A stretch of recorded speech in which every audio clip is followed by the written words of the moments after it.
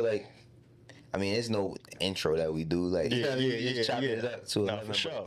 Yeah, bro. Like, he was just talking about, LA and all of that, and talk to me about, like, I was always intrigued about the streetwear lore out there, because like me being from New York, we got our own streetwear lore with the whole skate culture from Supreme and all that, and then it translated to like mainstream. But LA, like Fairfax, is such a pivotal place when it comes to merch and stores, and I feel like a lot of people that's from LA have been able to look at like the early 2010s and see what's going on streetwear wise, and then turn that into their own branding for themselves and shit. I start going on Fairfax, maybe like Pink Dolphin was hot.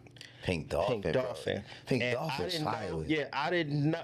I knew about Pink Dolphin before they was on Fairfax. You know what I'm saying? I knew my guys from the pack and all that. Yeah. And when I got over there, I was like, what? This is what's going on over here? Like, I didn't know how. Damn, Crooks and Castle was my guys. Like, when I was on CTE out here, and they used to send me and Twin boxes of clothes. We used to run through the clothes. So I met those guys early before I even thought about getting into the fashion industry. And when I got on Fairfax, I was like, okay, I didn't really even know about Supreme like that. The hundreds and all that. I was coming for Pink Dolphin. And I remember the first time I came out there, I had an A7 Audi. And I come out of Pink Dolphin and I see Timberland. You know what I'm saying? I met Timberland right there. And he buying stuff, and we just went up and down Fairfax shopping.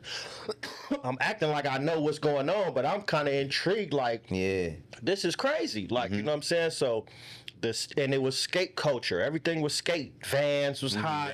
Everything was hot. And you know what? I didn't never thought that this was a New York thing. I thought it was kind of like, I thought it was like some LA, a different type of culture, because in the clothing, well, me coming up, the clothing industry, the fashion industry, LA was known for khakis, Chucks, and Cortez and shit. That's we didn't have no fashion. Like, nobody wanted to be like, grow up and be like, I want to dress like him. I want to dress like Tupac or Snoop Dogg or nothing. It was the actual culture of LA. Hoodies, Ben Davis, Pro Club. Pro Club was like a pivotal shift in LA. Pro Clubs did the white tees. White tees. But I mean, let's say me growing up, culturally, we got white tees from the Hot Boys.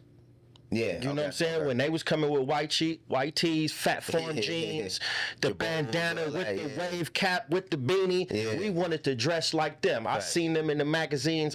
I'm like, bro, who is them? It's crazy, you know what I'm saying? Right? Because like, so I hosted Louisiana Fest. Yeah, crazy. And like, the Hot Boys years was like when I was in high school. So when I'm there, I'm bugging out. Like, bro, seeing all of them on stage at one time, like, we get this conversation about regions and all of that, like LA, New York. Of course, we know, like, where LA is influenced around the world. Right? But you get these conversations about, like, just LA and New York.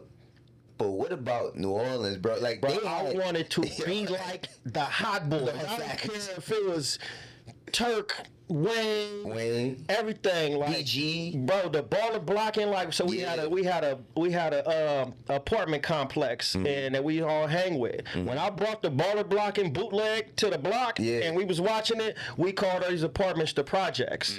They influenced, like, okay, I was a No Limit fan. I had the fake No Limit chain from the swap meet and all that. But I never wanted to be like P. I liked what they was doing. I was influenced, but when the Hot Boys, bro, I wanted to be them. And that was, I didn't know how powerful that was. And they went back to the fashion.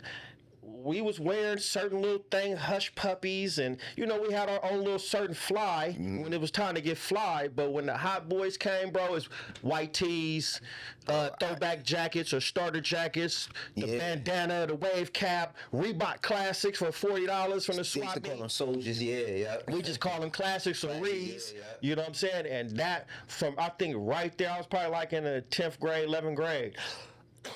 And I'm saying my whole closet changed. I had every color Reebok.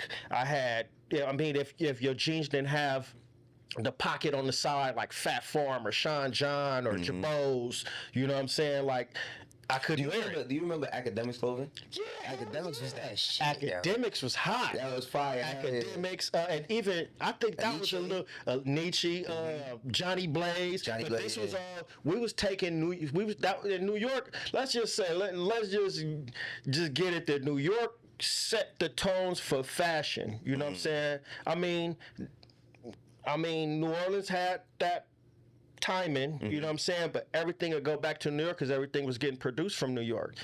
All the clothing brands was from New York. It wasn't no hot LA clothing brands. Everything came from New York. So you know, and I'm happy. Well, of course, I'm always happy with somebody.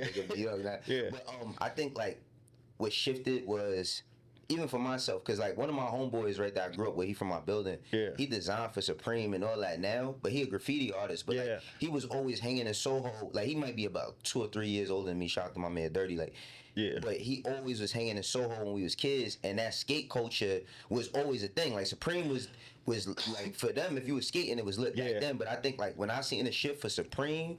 Of course, I mean, remember when Joel's and them did the pics and all that, but when Tyler and them started, like, when Our Future came out, because they added, like, it wasn't just the clothing, but they added an aesthetic. Yeah. You know what I mean? They added an aesthetic, and it was something different that was coming from Cali at that time. You know what I'm saying? That made you look at Cali and LA as a whole, like, oh, nah, something else brewing out there. You know what I'm saying? Like, skate culture took over, and that became, like, kind of like even the street dudes was wearing it. You know what I'm saying? The gang members was wearing it, coming out with Crooks and Castle skaters or Diamond Supply. Do you ever remember Johnny Cupcakes? Nah, it sounds familiar. It's this dude named Johnny Cupcake. So when I first started getting into streetwear, I made a streetwear line back in like 2010.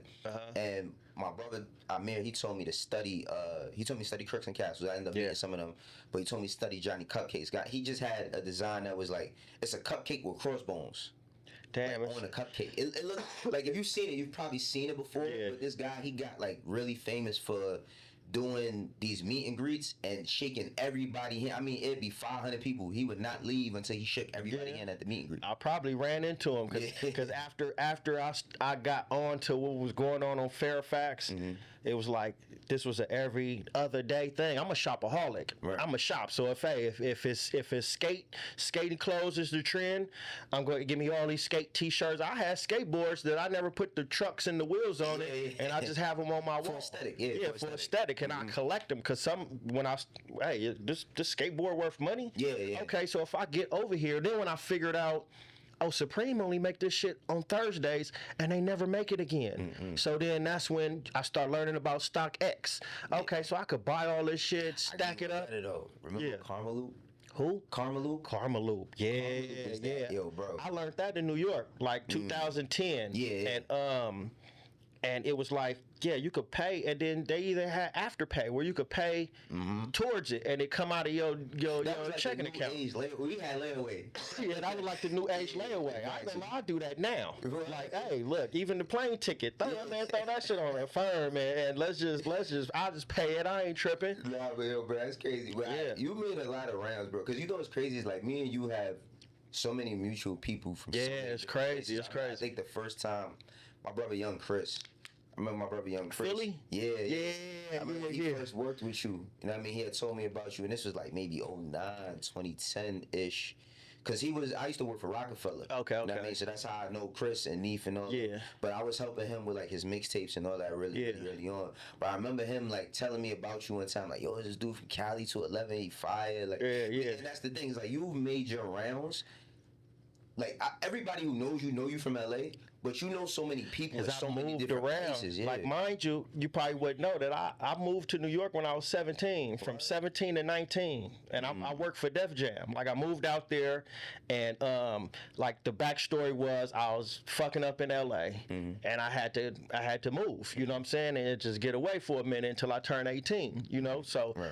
I got out there, my uncle had just got out of jail, and I didn't know what he had going on. He just come to find out, he Vita manager.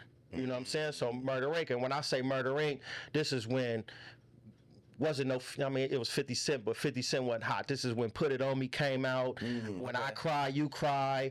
This is, Who your uncle? my uncle is BK, Brian Kirkland. He was Vita manager. Yeah, I know. Tall, he like 6'9", you know what I'm saying? So I remember one day, I had pulled up to Def Jam with him in the car. He like, wait here. He's going upstairs to get some checks. Hit him on the chirp, like, bro, I'm just sitting in the car. Let me come upstairs. Come upstairs, wait in the lobby. So I'm waiting in the lobby, and I hear all this stuff going on behind these doors. Get behind these doors, right? And I'm fake looking for my uncle, but I'm curious what's going on up here. We're on the 27th floor, right? And first lady I run into is Stephanie. Stephanie worked for Mike Kaiser. You know what I'm saying? It's 2001, right? She get to talking to me. I'm saying in 2 minutes, she like, what you doing? Why are you here? I look at a little kid. You know what I'm saying? I'm looking for my uncle. He blah, say blah. What you doing out here? Well, I don't know what I'm doing with my life. I think I'm gonna go to Job Corps or some shit like that. I don't know what I'm gonna do. My mom she like sent me to Job Corps too. I wasn't doing none of that shit. You know what I'm saying? Shout out to Stephanie. You know what I'm saying? Because if I didn't make this conversation, ain't no telling where I would have been at. You know what I'm saying? And she walked me down to the end of the office and introduced me to an executive. Kenneth Lane. He was the vice president for promotions in Island Records and Def Jam Records. Gave me an intern job on the spot. So I didn't know what an intern was. I'm like, hey, what's an intern? She like, nah, that mean you ain't gonna get no money. When he hear that, he like, hey, we're gonna see how you work. Give me 3 weeks, we'll get you some money. Can you come tomorrow? Start tomorrow. I did accounts payable, accounts receivable for any type of promotion or any kind of money that got paid out in promotion department. That mean Clear Channel. I mean, Clear Channel, Channel 1, Radio 1, anything. I got the check signed. So I gave Dame checks. I gave Gutta, which was Ja Rule and then manager. I gave Gutta checks. I signed Irv checks. I signed anything. Shelby Lynn, John Bon Jovi, Redman, Method Man. I worked the Blueprint. I worked all of them. Bro, you know what's crazy about this? We was in this building, 825 8th Avenue. 825 8th Avenue. At the same time. That's crazy, guess bro. what? At this time, I'm 17. Yeah. I had dropped out of high school. My mom's is like, I was messing up in school too. My mom was just trying to send me to South Carolina and live with my aunt. Yeah. But she was like, you want to go to Job Corps? You got to get a job. Job Corps. So I ended up getting a job delivering mail to 825 8th Avenue. Yeah. So 27 and 28, right? To both floors. Remember, you could go from one floor to the next walk up to the floor. steps. You They go there. Remember the slushy machine? Yeah, I used to be bleeding them. Hey, even the ideas I got from my store, like when any corner you cut, it was like 5, 6 TVs. We still watch TVs. Well, one TV is 106 in Park. So the other TV, MTV. While you running around doing that, my floor was the 20th floor. Yeah. Which they moved Murder Inc. down to the 20th floor. Okay. Like a year later, I believe. Okay. But I had the 20th floor, which was Murder Inc. was on there, the royalty department. Yeah.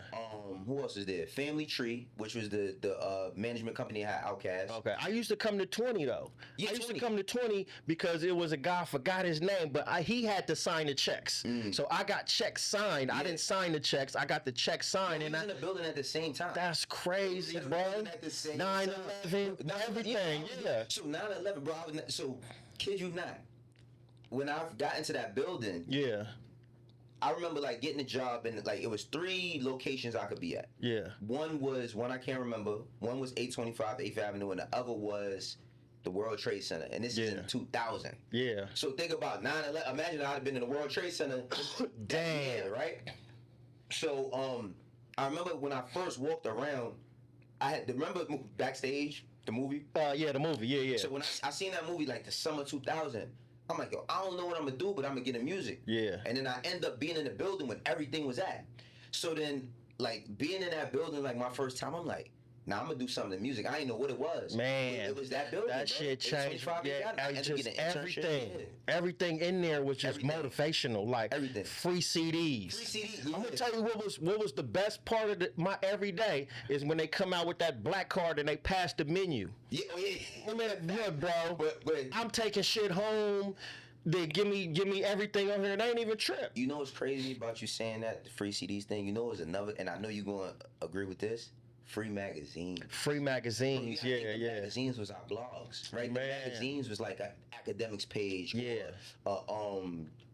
Say cheese. Yeah. Magazine, so free sauce, free double XL. All that. You know what I mean? But yeah, like that's crazy. Yeah, you didn't see people like, oh, I got Instagram now, and everybody's so like you can see everything that's going on. I didn't know what was going on in New York. I didn't know what was going on in New Orleans, but what I seen in the magazines, right, or a video that they, you know what I'm saying, on the video. Yeah. So now it's just everything, you can see it, but back then it was just like, man, I was fascinated. But New York turned me to a man, bro. Like I didn't know how to move without my homies. I didn't know how to get money outside of my neighborhood. Right. I didn't know how to get money, period. You know what I'm saying? So when I was out there, it was just, and I wasn't even a rapper. I wasn't rapping. I didn't want to be a rapper. I never had no inspiration to be a rapper or anything. And when I got there, I learned the business on what's going on with this money. Right. Like it's millions. Like so, even a nobody artist was getting budgets. Yeah, no fact. So and so I'm happy you said that, because it gets me to like the conversation of going back to where you got influenced by, like, you seeing streetwear culture. Yeah. Y'all only had a certain type of palette, but you was able to look and use your imagination and be like, damn, that's what I wanted to be. And now, you know what I mean, you've taken that, built your own business and clothing and stuff. Talk to me about like how learning the business back then, like how that got you into what you doing now. I was always like, clothes was always a money pit for me. Like, I'm gonna go get fresh. If I got $100 in my pocket and these shoes cost $100, I guess it's not made for me to have no money. I'm finna spend this and I'm gonna figure out where I get this $100 back at. So just getting into the game, I always had a sense of fashion. Even when I was in New York, I spent all my time on 125th Street, 145th and Broadway. What? You know what I'm saying? Soho, 23rd Street, 42nd. 34th Street. I'll find where the clothes is being sold at, and I'm going there. Diamond District, you know what I'm saying, in Manhattan. So I was even here. When I was in Atlanta, it's Walters, it's Lennox, Exclusive Game. I'm killing them. Phipps Plaza, you know what I mean? And I just had a sense for clothes and fashion. So even with opening my store, the way I opened it was an opportunity, because in that parking lot, if I drop a project, right, I'll print up some shirts or some hoodies and I sell it. And that was my meetup point for any fan I want to pull up. I mean, it's my hood. You know what I'm saying? What's the most you could do to me? Right. Like, I got the advantage over here. You know what I'm saying? So I'm selling T-shirts out the trunk of my car, and I just see the opportunity of open space. I'm like, hey, I could just do that while it's all these people next to this famous restaurant. All these people waiting. They could just look through the window and go shopping while they wait, you know. And I started with one wall, a T-shirt, a jersey, and a hat. And then even from the rap, like, I was so cool with, shout out to G from Leverage, my people from Crooks and Castle. You know, I think they got me my first account, showed me how to go to the magic show, like, legitimately, you know what I'm saying? We would sneak in back in the day. Yeah. So they like, G was like, bro, this is for you. You're a vendor, you know what I'm saying? And fill out the paperwork, put your real name down, and do legitimate business. So when I learned how to do that, I started learning how to buy wholesale and retail. You know what I mean? Buy wholesale, sell it retail, get these accounts. And I dress, so I know, well, the majority of the stuff that I get is what I like and what I will wear, and then a lot of stuff is pieces that I probably wouldn't wear, but I think it's dope if you wear it or you wear it. You know what I mean? So that's how I shop and I buy for the store. So just learning the fashion, these trends change every 9 months. Right. So I just be having to be on top, you know what I'm saying, ahead of the curve. Yeah. So just knowing what's hot and when it's about to change and when the game is about to shift, I just got to stay on top of it. Yo, what's crazy is like, when I think back of those times, like during the blog era, right, 2010s, we talk about the music. Like, I was just in Rolling Loud. I got a chance to, this is my first time ever. I've seen Dom Kennedy before. Yeah. This is my first time getting a chance to talk to him. Yeah. And like, he had influence over me. That's what made one of the Future Street Drug Sounds made me want to start a streetwear brand. Yeah. And when we talk about the music, from then to now, the clothing from then to now, I think that what's missing culturally amongst every region, everywhere, is oversaturation in the sense of like people have too much access to stuff. Yeah. Like it's just way too much access, and it doesn't make us appreciate things like we once did. Yeah. Right? It's like hearing what you're saying, like when you saying, I'm thinking about Young and Reckless. Remember Young and Reckless? Yeah, that was a quick hit. Yeah, at any skate shop, you grab that, and that was a quick throw on. Like, yeah, no, in fact, like you said, Pink Dolphin. I'm thinking about like all of these streetwear brands that had, and a lot of them have like died down. Yeah, like, there's so many of them that died down because you could see what's going on, like on Instagram. Yeah. And I mean, it's good. I say it's good and bad because. All right, Young and Reckless, Crooks and Castle. Now, we were subject just to shop like that. Right. And just to shop. And they could make all their money off of us. But now, the independent guys get a chance to get money. Like, it's a brand called Veil.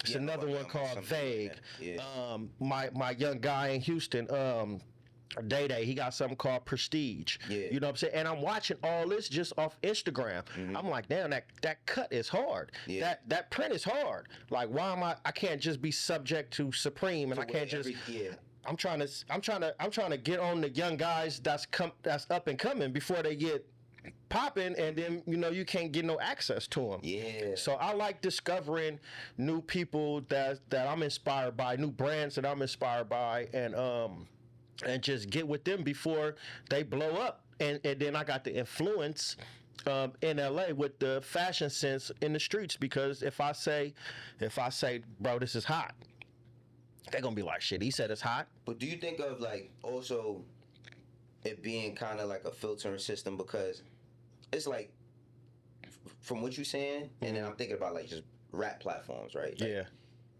There's a point in time now where like everybody could do anything. Yeah. So like you said, it helps and it hurts, but I feel like to a certain extent, there's not a lot of taste level because everybody gives everybody the same access. It's like the rapper used to be this special guy or girl. Yeah. Everybody, we look to them for not only how they dress, but their lingo. Yeah. Within their music, their aesthetics, culturally, what they impacted, what they brought to the table. And it's like now, because we got these phones, and don't get me wrong, like I enjoy the fact that like you could do something independently and make a mark. But the only shit that be bothering me is like now everybody has the license, right? Yeah. There's no kind of originality to. No, it's originality, but I say it's like there's no system, right? There's no system to get to a certain level. It's like I always make this analogy, right? Like, of course, I work in media, but I also work in music. So let's say I'm looking for a new artist. I'll be on somebody's page. I'm scrolling, you know what I mean, checking out, everything they got going on. And after me being 15 minutes deep on their page, I know they're not even an artist. They're like, they got the 4 chains. Yeah. It's like, yo, bro, but then everybody kind of look the same now. Yeah, everybody can't looks tell the same, who's who. Bro. Yeah, it's kind of, it's like the whole world is a Spider-Man meme now, in a sense. I'll say it's in hip-hop culture to an extent. Like, there used to be, like, I'll say, I never owned a pair of Cortezes. That's not my style, but I can appreciate how LA did them. Yeah. You know what I mean? Like, it's almost like with Tim's. Like, we always get the flack for, Tim's in the summer. But that was like our cornerstone thing.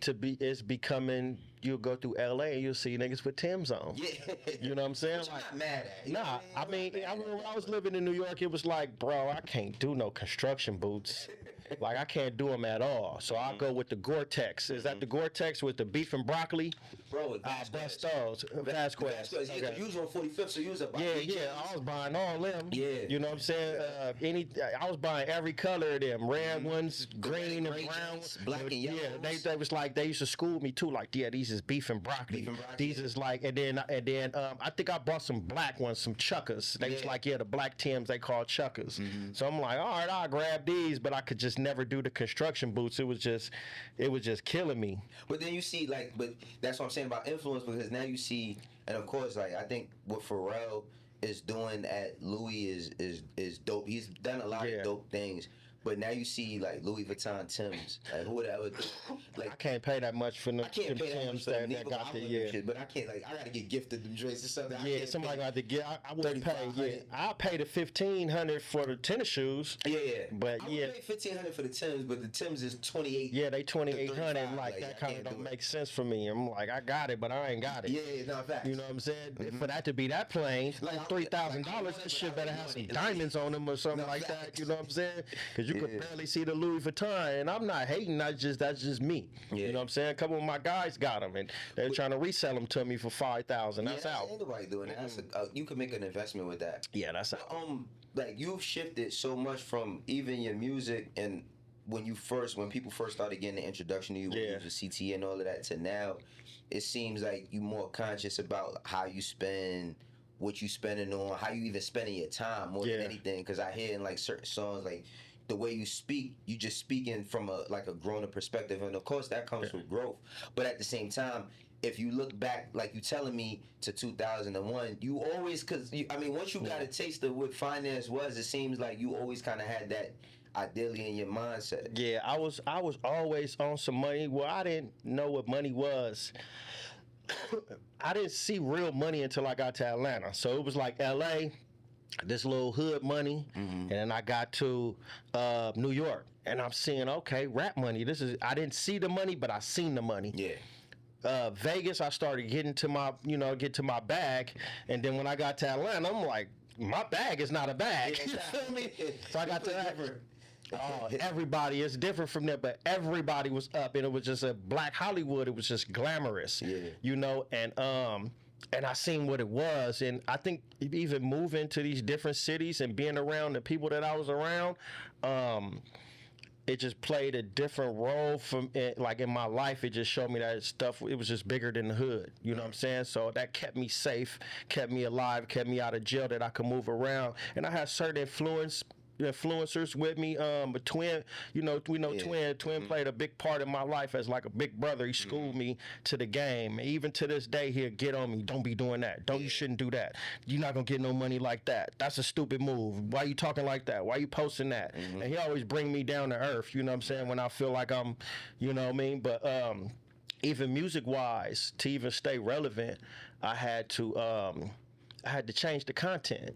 You know what I mean? I couldn't talk like I was talking when I was 23 just to stay relevant. I mean, it was like I had to, and then I had to talk about what I'm actually doing and what's really going on. Just make it sound good on beat. Me doing legitimate business. How can that sound good? I listened to a lot of Jay-Z back from old Jay-Z. I'm influenced by a lot of, Payroll Giovanni.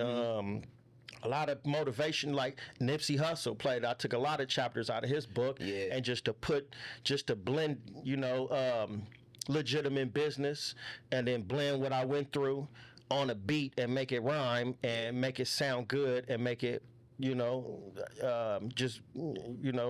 some substance, right, and just try to motivate somebody. If I could reach one person out of 10,000 people, I felt like I did my job. And I think that's like so important, just because, see, one thing I learned about like being in LA, of course, you have like your politics, whatever the case may be, but everywhere has politics and they politic different.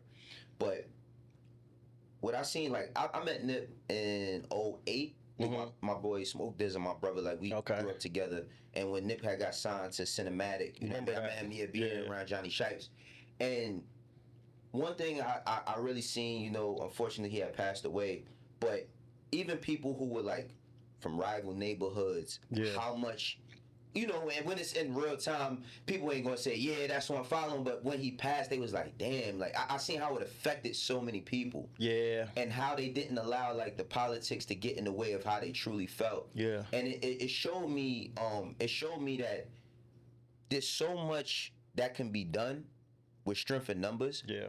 But like the mentalities that we be having based on where we from, and it's not the same in New York, but just like based on where we from, we kind of shield, right? Like this is one thing. I can't tell nobody what tribe they can or cannot belong to, but sometimes I be thinking like, damn, if some of these ideologies change and some of these ways change, we'd have an army of like we'd have, because I could call 10 niggas right now if my life was on the line, that will pull up in a heartbeat. But when I'm giving back in the neighborhood, or when I'm trying to do things that's educational or informative, it's not the same energy. It's hard to like even when I'll be, you know, preaching and motivating I understand, because I remember being a young nigga, and man, I ain't nobody trying to hear that shit. So I like, the way I do it is I throw it out there, and I could really analyze who you know, who gonna bite on it. Right. If nobody bites on it, then hey, I can't be the one telling you don't do this, don't do that, don't do this. I can only be an example. Right. You know what I'm saying? And if you want to follow the wave, because I'm showing you the wave is profitable, you just got to be focused and be patient. You know what I'm saying? You can't crash out, because the streets is not the same no more. You can't get money in the streets like you could 15 years ago. And you can't listen to these rappers because half of them ain't got no money in the streets, ain't done nothing. So you can't crash out off listening to these rap songs and watching these videos and these you know, Instagram clips or YouTube clips. Like, it's real out here, and this jail time is real. So I'm showing, like, I'm trying to show that it's other ways. And even legitimate business, look, man, the range and the benefits of doing your taxes and getting real money, like, it's slow. You have to bite the bullet and pay some taxes, but if you get the right knowledge and the right, you know, information, you can benefit off certain little things. You just got to have an idea and stay on it. I think, you know, because it's always about who's the messenger, who's the messenger, who's the messenger. And I think, like, for myself, I'm 42 years old, right? And when I was a kid, you remember the 42-year-old man was Uncle Phil. You know what I mean? He looked a certain way, he dressed a certain way. No, for sure. And I think that, like, today there's a new charge that's coming through. But also, when we talking to these kids, there's a barrier that a lot of people don't give the benefit of the doubt of, right? Everybody looks at these young dudes, the YNs, and now it's like, it's become like this joke online to talk about YNs. But when I see it, some things you look and you be like, oh, that's crazy. But sometimes I get sad. Because I know what it is to feel lost and just be acting out because I'm looking for love, looking for attention. And I'm like, yo, the messengers got to change, or the messengers got to step up a bit. There's so many young dudes and young ladies that they listen, but I feel like we not putting collectively enough. We not putting the information at the forefront. It's like, or it's not delivered the right type of way. I think it's all if they want it or not, because you could, like, you know, the saying, you could lead them to the water, you can't make them drink. You know what I mean? I could tell them every day I see them. Every day, You know what I'm saying? But if they not I can't go do the work for you. Facts. You know, you gotta make a stand and make a change. And I'm looking at my 18-year-old self or my 16-year-old self. I couldn't hear anything. I'm like, nigga, you old niggas, get up out of here. But you know what, too, though? I think that's another thing that's not addressed, is like the trauma that people go through. Because when we look at people, we not thinking about what they going through in their household. Right? Like, babies, or if they got a household, or if they even have a household. You know what I'm saying? Like, I had this conversation with this dude one time, and he was talking about he couldn't understand conspiracy, right? As far as, like, when somebody catches a charge, when they influence somebody. And I was like, yo, bro, if I'm a person that you look at as influential, and I come through my neighborhood and you look at me and you're like, oh man, that's what I want to be, but everything I tell you is the negative thing to do. You think that you just have your own mind, that you can make it up for yourself? Most people can't. Most people can't think because they can't eat. Most people can't learn because they can't eat. Or they don't have any. They might have a mom that's you know, toxic to them, or a dad, or they might not have no household or no family. And I'm just thinking, like, there's so many things, bro, that I want to do more to save people, but you can't save everybody. You can't save. You can't save them. I feel like I think these different, just me traveling and seeing different shit saved me. Because I remember before I came to New York, I was lost. I didn't know what to do. You know what I'm saying? I'm on the juvenile probation. I don't know nothing. And then I don't even know how I ended up in New York. I caught a Greyhound, and I didn't have an idea on what to do. I was 5 days, no shower. That's on the Greyhound. You know what I'm saying? From LA to New York. and I got off at Port Authority, and my bags went to White Plains. Oh, man. I had to figure that out, right. you know. And then just the opportunities, certain opportunities fell in my lap.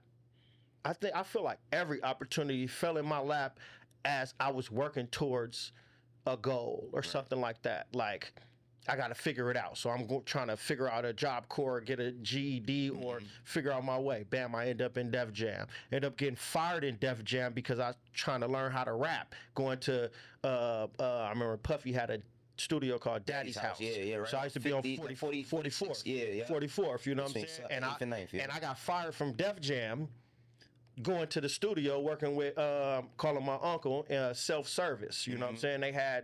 He was platinum at the time. So I'm trying to learn how to write and rap and I didn't know if I wanted to be a rapper or do beats. But I got fired because I was going to the studio every night. Right. Get fired, find myself back on the block. You know what I'm saying? I had 11 songs though, you know? And I'm like, well, how can I do this? Let me just shoot a cover.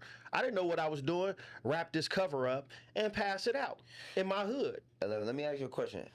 How much did your imagination play into the stuff that you're doing now? Because so many people ask me, right, real quick. So many people ask me, like, yo, Wayno, how'd you do this? How'd you do that? And for a lot of times, I didn't have like an answer. Yeah. Because I was like, I just was trying every day, anything. But I like, once I seen, like, the first time I seen real money, because I seen everybody seen somebody in their hood making money. But the first time I seen real money is like being in music. Yeah. And when I seen how like people was living, I remember the first time, this before you couldn't even order Mr. Child's. I was working at Rockefeller and Biggs had Mr. Child's. The first time I ever ate Mr. Child's, it was in Sony Studios. Biggs had it delivered to Sony Studios.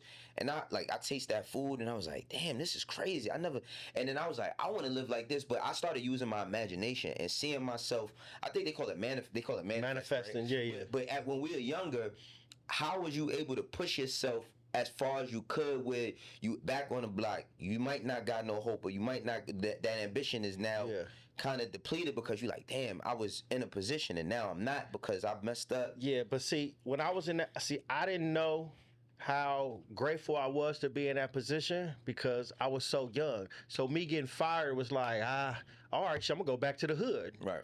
You feel me, with the homies on the block. And I didn't know until I got older and I was like, damn, I could have been fucking Kevin Lyles or something like that. I was working for all these people, Mike Kaiser, Kevin Lyles, all these people, you know what I'm saying? And I think, as I got older, I was like, and then come to find out, I end up getting signed to CTE Def Jam. Right. So now the people that I was working for kind of somewhat work for me now, you know what I'm saying? Yeah. And it's like, and it just, but I'm saying all that fell into my lap because I kind of like manifested it, but I just worked.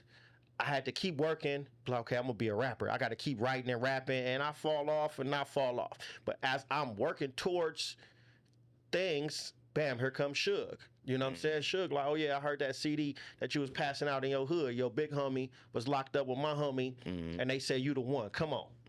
As they like, come on, me and Twin, well, we always been hanging out since I was a teenager, but he was out here, hey, keep rapping. I got something for you. And as I'm in Vegas and I'm rapping, I'm going back and forth from LA to Vegas recording, here come Jeezy. Hey man, you know, come on. And I just locked in with them after, you know, the Death Row situation wasn't really, it was artist development. Even the CTE was artist development because I didn't even know how to rap like that. Right. You know, I just fit the criteria for CTE. You know what I'm saying? Even though it didn't, you know, the CTE didn't go the way you wanted it to, Death Row didn't go the way you wanted it to, what you doing today, do you feel like you had to go through those? I had to go through all that. Like, but I felt, even with the Jeezy situation, with CTE, I felt some type of way, the ending, you know what I'm saying, the way it ended. Like, man, I love it. I love that nigga, bro.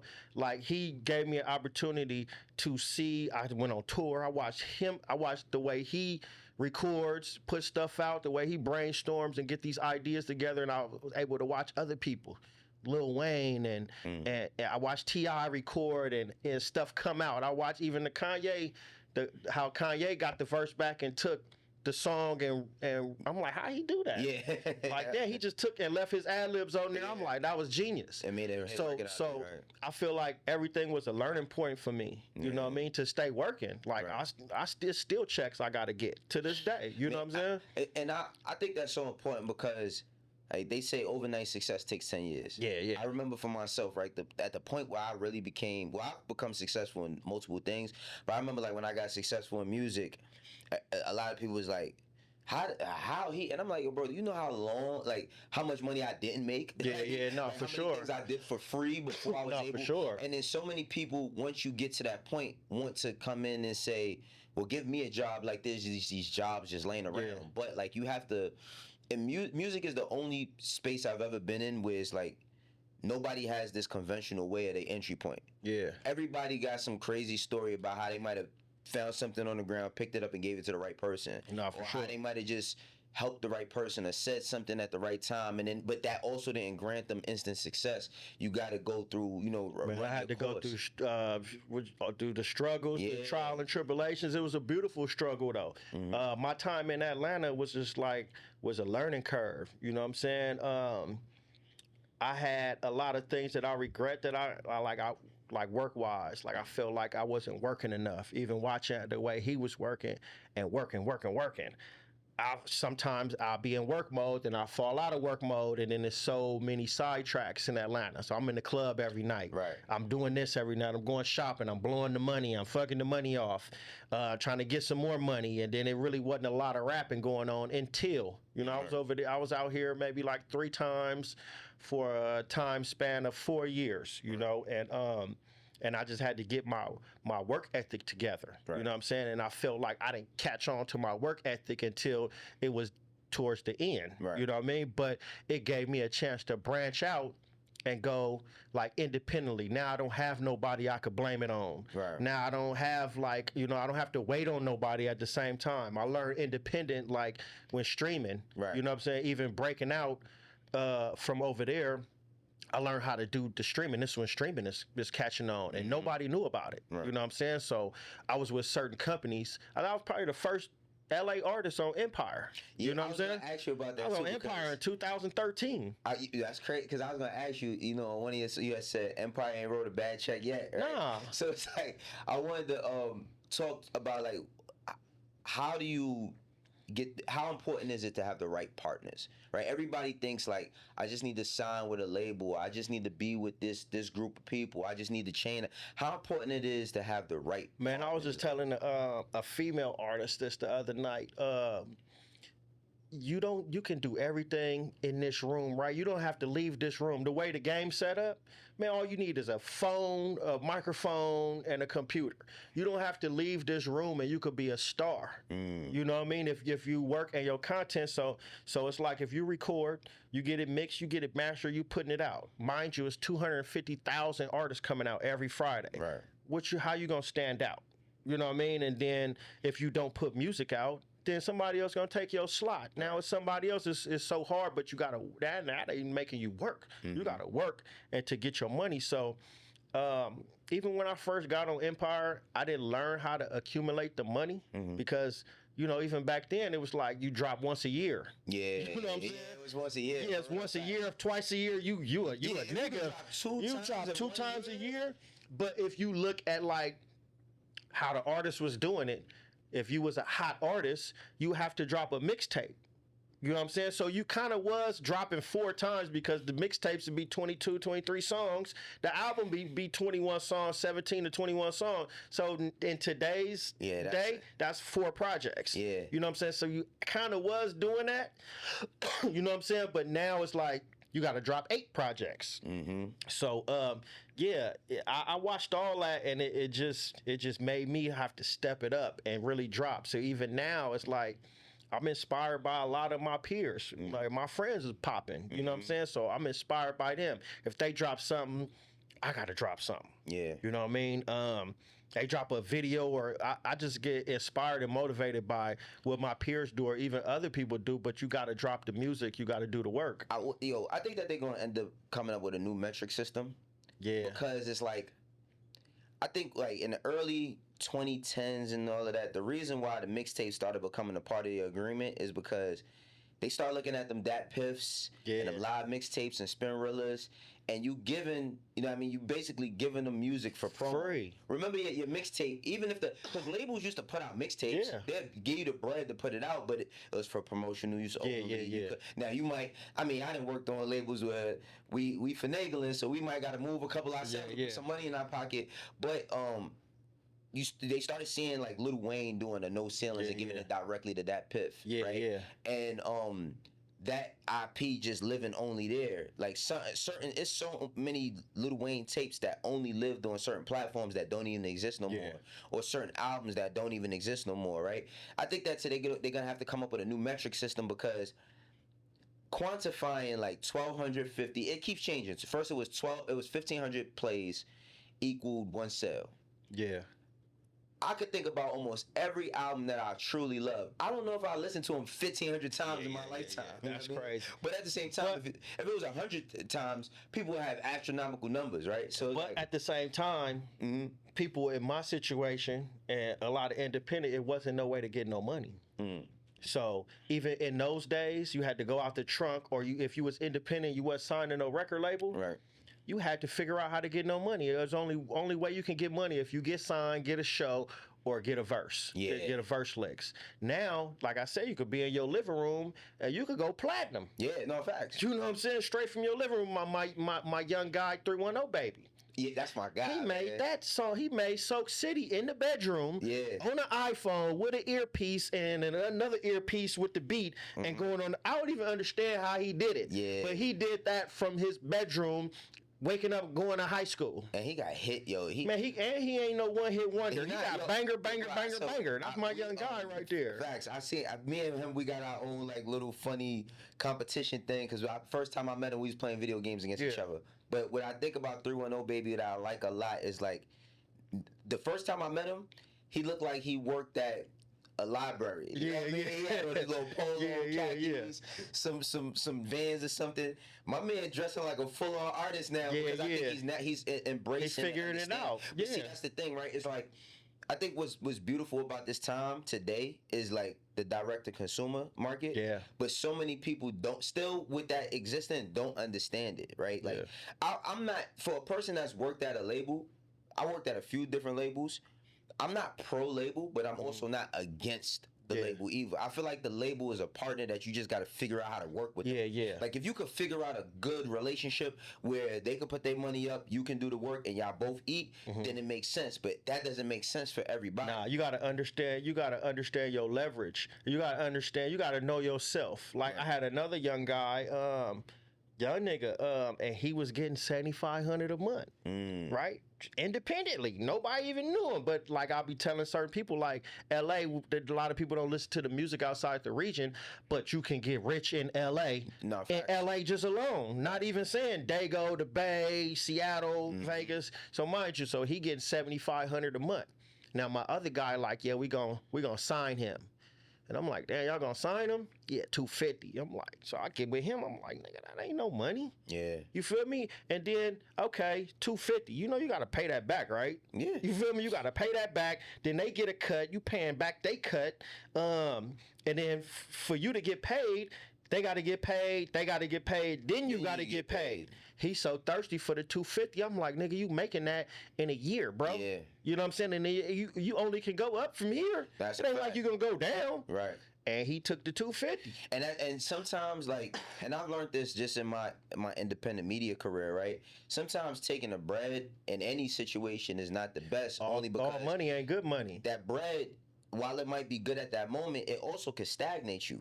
Yeah. Because now you got to cut a lot of red tape in order to put things out. Yeah. See, I always tell like young artists or creatives, like, yo, doing a deal with a label is like any type of business deal. I mean, most people, I bought a house, right? Like buying a house, you have to figure out what you willing to take on. Yeah. Debt wise, in order for you to say, oh no, I'm gonna be out of this. But at the point where you can't handle your debt, now you have to move to the beat of everybody else's drum but yours. Yeah. You know what I'm saying? So it's like, if you can understand, like, if And I think it just need to be like courses taught in some sort of extent, because we always say, oh, why are not teachers teach us about credit and all that? Because our teachers is in debt. Yeah. You know what I'm saying? So it's like it has to be. That's what I was saying before. It has to be a little bit more curation, because everybody's not going to get it. Out of 10, you probably going to get 3. Yeah. That's going to really understand, like, you gotta independence, want this shit, because mind you, like we was talking earlier, they gotta want it. The information is out there. It's out if there. you want it, like I want to open up. I'm looking into investing into laundromats right now. So for the last 6 weeks, I'm watching every YouTube laundromat guy that live in Nebraska, New York, and I'm watching, bro, like my whole my search button on my YouTube is washing machines and how to invest in them. What's the pros and cons? Right. How do you lose in this? You know what I'm saying? You got to always know the losses that can be, you know what I'm saying, that can be absolutely, there. Absolutely. So I'm learning up until I'm ready to put my money down. Right. You know what I mean? So I got the game. It's just a certain amount. Now I know how much it costs to get started to where I don't have to do as much work. Because I'd rather put more money up and have less, you know what I'm saying, just like less problems. Yeah, absolutely. Unless I got the time to put less money up and work on these problems, which will probably be a better move for me, but I don't have the time to do it. So I might as well just pay. Here go the money.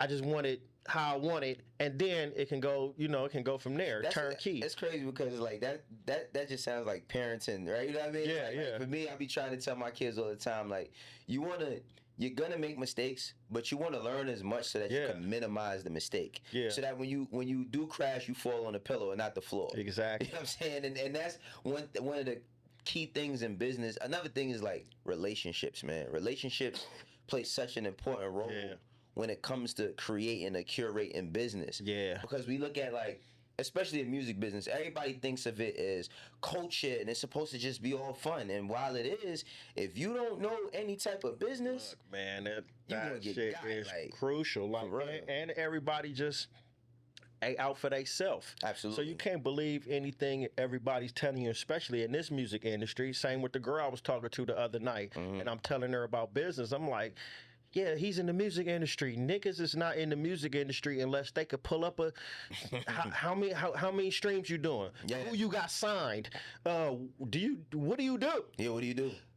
Any nigga can say they in the music industry. Oh, you know what I'm saying? But are you making money in the music industry, or are you a scammer or a drug dealer or something like that? Yeah. Just saying, because you can't even tell the police you in the music game no more. That's like a red flag. Oh yeah, come here. I kid you not. You think you're in the airport for to tell the police, oh, I'm a rapper? Yeah. You might as well tell them you're in real estate. For real. Oh, you a rapper? Come here. They told me that before. Yeah, everybody's a rapper. Come here. I'm like, no, I'm actually a rapper. Yeah. Like, yeah, nah, come here.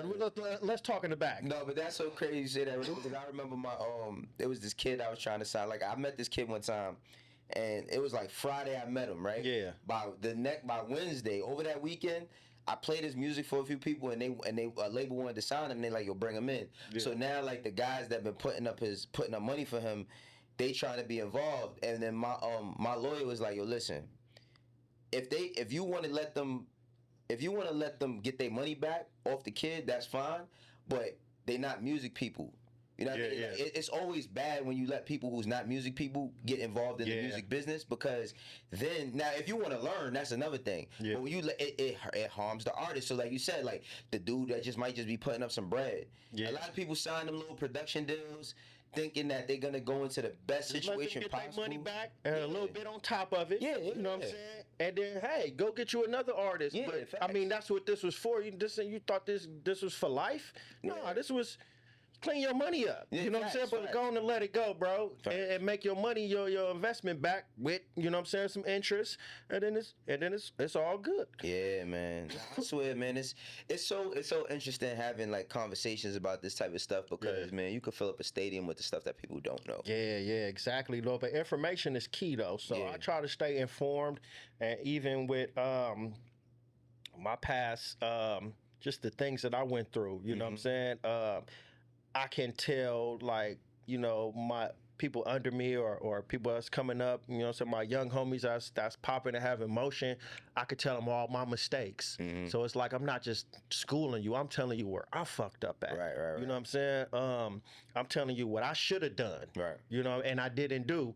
And I could have been here, you know what I mean? So y'all either gonna take it or, you know, take heed or not. What's up with the new album? I know you got. Profit and Loss. I'm waiting on like 2 features right now, but I'm basically done. I got like all the content, all the video shots. So I think I'm gonna roll this out top of April, beginning of May. Yeah. And you know, my goal for this year is maybe 5-6 projects before December. You know, but I'm really excited about this Profit and Loss project. Got 11 tracks on there, and I'm really just giving the game on what I'm going through, and you know, trying to motivate people to open up businesses. You know.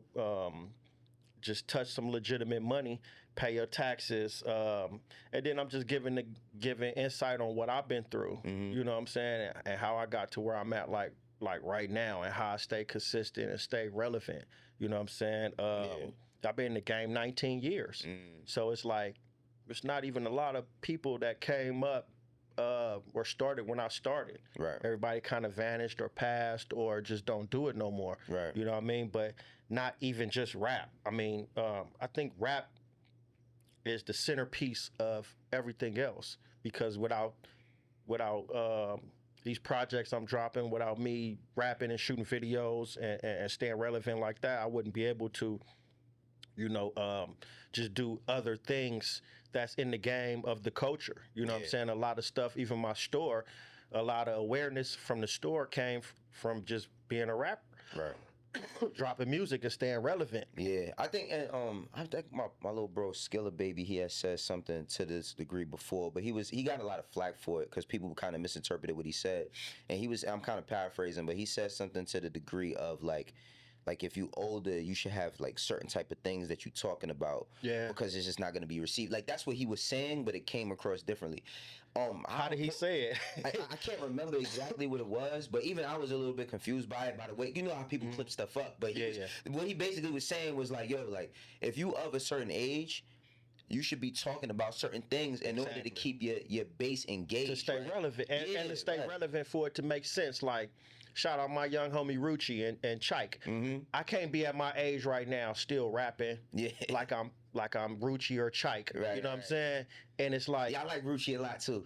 That's my nephew. You know what I'm saying? So it's like, how do it look? And I'm 15 years older than you, and I sound like you. I'm, you know what I'm saying? I dress like you, or I'm doing the same things you do. I have to, I gotta show my maturity in some type of way. You know what I mean? I can still talk some ignorant shit on the song, but I won't say it like I'm doing it now. Absolutely. I will use that as past tense, like I've been through that, and luckily I'm still here. Right. You know what I'm saying? You still got the ability. I think like it's like this funny. It's this funny space, right? Where, you know, every now and then, like I be in the gym, I look at people on the court, and I be like, I can get out there and run with it. But I also don't want to tear nothing. I'm trying to get tear something. So I'll be looking at rap like that sometimes too. I can get in the gym with them. You know what I'm saying? But it just don't make sense. It's like, oh, that nigga talk about sliding and ops and blicks and all that. Like, it don't even... Like you said, it has to come from a certain place, because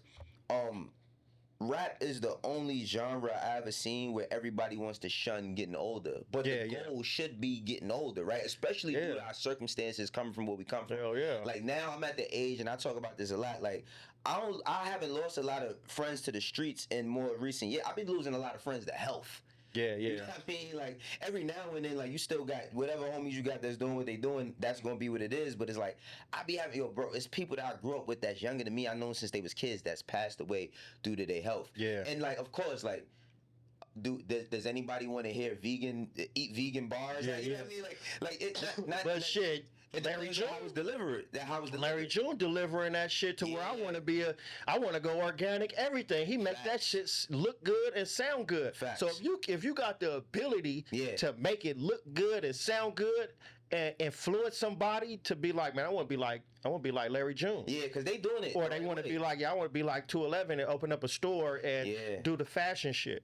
But you know, I think that's because people look at rap still as a one size fits all thing as far as success. Like people think that like, well, if I don't get to Drake or Kendrick's level, that I'm not successful.